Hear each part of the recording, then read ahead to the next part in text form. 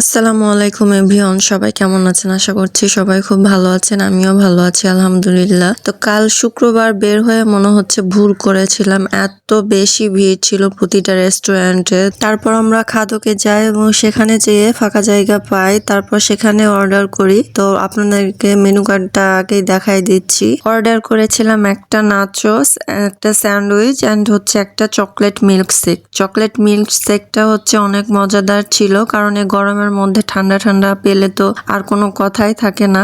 মনে হচ্ছিল প্রাণটা জুড়িয়ে গেল একদম, কারণ গরমে ঘোরাঘুরি করছিলাম, প্রত্যেকটা রেস্টুরেন্টে গিয়েছি, সেখানে গিয়ে জায়গা পাই নাই। তারপরে এই বার্গারের কথা আমি আসলে বলতে পারবো না, কারণ এটা বাবু খেয়েছিল, তবে দেখতে ইয়াম্মি লাগছিল।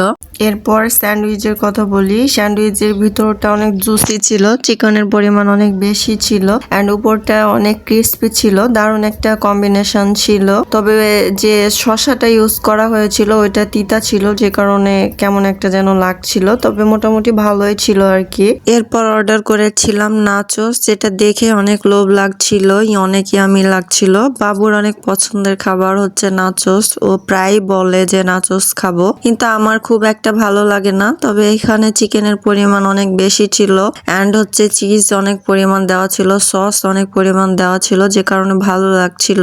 তবে খেয়ে আমরা বেশি খেতে পারিনি, কারণ এতগুলা নাচোস একসাথে দুইজন খাওয়া আসলে পসিবল না, যে কারণে আমরা হচ্ছে বললাম পার্সেল করে দিতে। আসলে আমরা এসেছিলাম চটপটি ফুচকা খেতে, সেজন্য তারফে গিয়েছিলাম, বাট সেখানে গিয়ে হচ্ছে ডেকোরেশন পছন্দ হয় নাই। যাই হোক, তার চেয়ে বড় কথা হচ্ছে যে এত পরিমাণ ভিড় ছিল, কিছুক্ষণ বসেও ছিলাম, তারপরও সিট পাই নাই, যে কারণে বের হয়ে চলে আসছি। আসলে ভাইরাল হলে যা হয় আর কি, সেজন্যই এত বেশি ভিড় ছিল। তো আসলে রিজিকে যেটা আছে সেটাই খাওয়া হবে। তো নেক্সট ভিডিওতে দেখা হয়ে যাবে, ততক্ষণ সবাই ভালো থাকবেন। আসসালামু আলাইকুম, আল্লাহ হাফেজ।